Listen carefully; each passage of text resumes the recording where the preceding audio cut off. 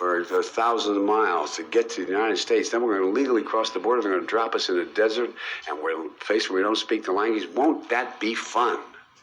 I'm not being facetious. Well, President Harris led this effort with Mexico and the Northern Triangle and the countries that help us. We're going to need help in stemming the movement of so many folks stemming the migration to our southern border.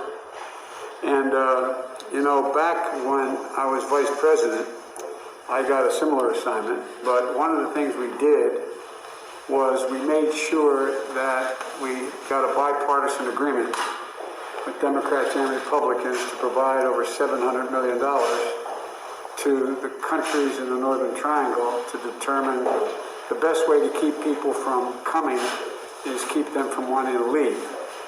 And the reason why so many people were leaving, we learned, was that not only gang violence and trafficking cartels, but natural disasters, hurricanes, floods, earthquakes.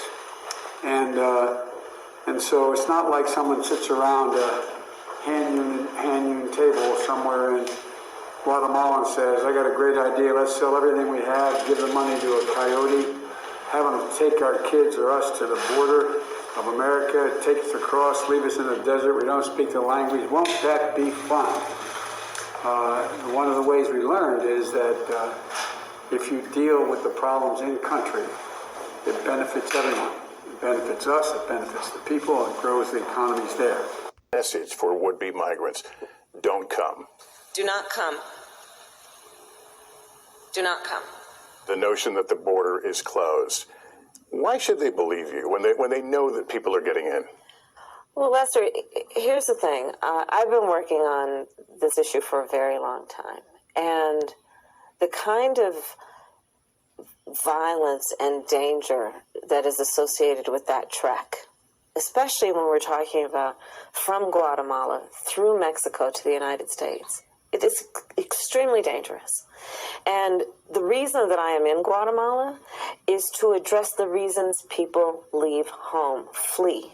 Knowing that the people who are here for generations, or if we know the history of Guatemala for centuries, they want to stay. They don't want to leave. But they need opportunity. They need assistance. They need support. But Americans don't see. We have the ability to give them that. Yeah, Americans don't see a lot of that on a daily basis. What they do see at their own border, children being lowered over fences, children coming in with, phone numbers stenciled on their hand. Yeah. And so the question has come up, and you heard it here, and you'll hear it again, I'm sure, is why not visit the border? Why not see what Americans are seeing in this crisis? Well, we are going to the border. We have to deal with what's happening at the border. There's no question about that. That's not a debatable point. But we have to understand that there's a reason people are arriving at our border and ask what is that reason, and then identify the problem so we can fix it. What do you tell a Guatemalan family who heard you say don't come, but they're facing the end? There's poverty, there's disease, all these things happening at once. You tell them don't come? We don't want, I don't think that Americans want people to be exposed to harm if they can avoid it. They're taking the trek from the place that they know that they want to stay. So I'm here in Guatemala to say, what can we do to support people and to give them a sense of hope that help is on the way? The administration looking to inject billions of dollars in aid to this region to help reduce that migrant surge. In April, nearly 180,000 migrants were apprehended by U.S. Border Patrol, the highest number in 20 years. And more unaccompanied migrant children come from Guatemala than anywhere else. Over 16,000 unaccompanied children tonight in custody. What's victory look like in this, or what does improvement look like? Yeah, no, that's a great point. And I would suggest to you that we have seen progress already. When we have 12 of the biggest corporations of America. You've seen progress already with over 10 million migrants in America undocumented.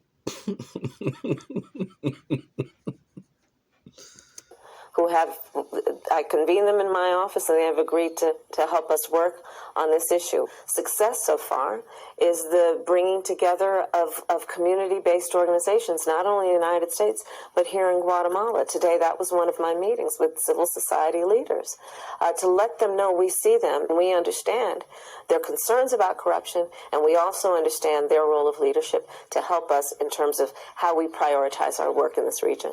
So put a button. Okay. Do you have any plans to visit the border?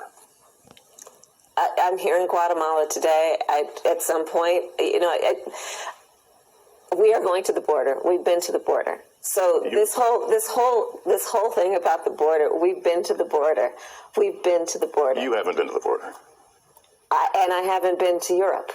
And I don't understand the point that you're making. I'm not discounting the importance of the border. Well, I mentioned it because I know Republicans have certainly come at you on this, but Democratic Congressman Cuellar has a border district, has said to you and the president, come. You need to see this. Listen, I care about what's happening at the border. I'm in Guatemala because my focus is dealing with the root causes of migration.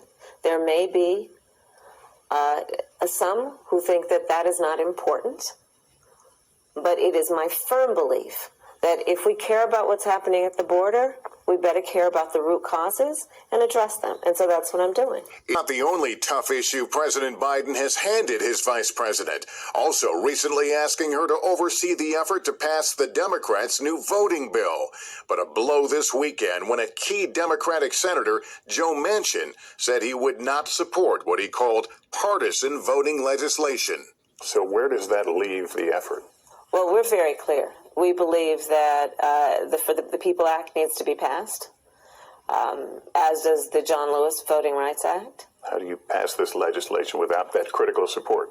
The numbers don't add up. Well, listen, we are focusing on the issue in a number of ways. There's certainly the piece that's about legislation.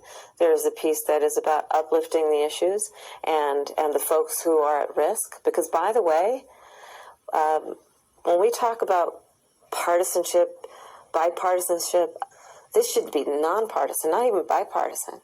Because the laws that are going to impede people to vote based on early voting, voting by mail, shortening the hours, eliminating or reducing the number of drop boxes that are available, that's going to hurt every voter. And it's personal, and I was actually it was hurtful to hear you talk about the reputations of two United States senators who built their reputations and career on the segregation of race in this country. And it was not only that, but you also worked with them to oppose busing. Look, everything I've done in my career, I ran because of civil rights. I continue to think we have to make fundamental changes in civil rights. And those civil rights, by the way, include not just only African Americans, but the LGBT community. But Vice President Biden, do you agree today that you were wrong to oppose busing in America? Then, no, do you agree? I did not oppose busing in America. What I opposed is busing ordered by the Department of Education. That's what I opposed. Well, I there did was not a failure of states to integrate public schools in America. I was part of the second class to integrate Berkeley, California public schools almost 2 decades after Brown v. Board of Education. Because your city council made that decision. It was a local decision. So that's where the federal government must step in. That's why we have the Voting Rights Act and the Civil Rights Act. That's why we need to pass the Equality Act. That's why we need to pass the ERA, because there are moments in history where states fail to preserve the civil rights of all people. As a prosecutor, and that she'll be a prosecutor president, but I'm deeply concerned about this record. There are too many examples to cite, but she put over 1,500 people in jail for marijuana violations and then laughed about it when she was asked if she ever smoked marijuana. She blocked evidence.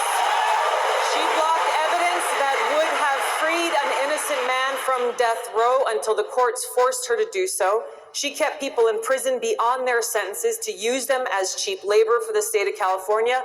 And she fought to keep cash bail system in place that impacts poor people in the worst kind of way. Thank you, Congresswoman. Senator Harris, your response. As the elected Attorney General of California, I did the work of significantly reforming the criminal justice system of a state of 40 million people, which became a national model for the work that needs to be done. And I am proud of that work.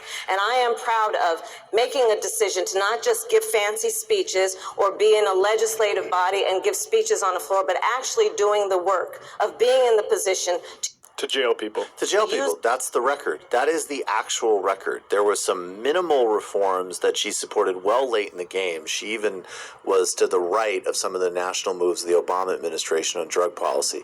This is one of the reasons why I roll my eyes at the rhetoric of get things done and do the work and have a plan, is because that's how it's used. I mean, she just had all of the travesties of her criminal justice record clearly laid out for her. And then she came back with, I do the work. And of course, the first answer is, look, it's ludicrous. You're a politician. Every politician gives speeches, so that's just silly. We can dismiss that. But then I think Tulsi Gabbard just explained the work you do. And it was harmful in a profound and systemic way to tens of thousands of lives. And I was the attorney general is not an answer to that. So, this is very, very disturbing. And, we have two candidates in particular. All of them have bad records in various aspects. Even Bernie Sanders voted for the 94 crime bill. But again, in terms of reality, he at the time did talk about incarceration rates and imprisonment. Joe Biden bragged about it. Joe Biden was propagandizing and fear-mongering to put people in jail for decades. And Kamala Harris did it as an AG. So you have two candidates who are not only behind the curve. One was a national creator of the problem, and the other was a prime enforcer of the problem in all of her elected positions. That just simply can't be ignored.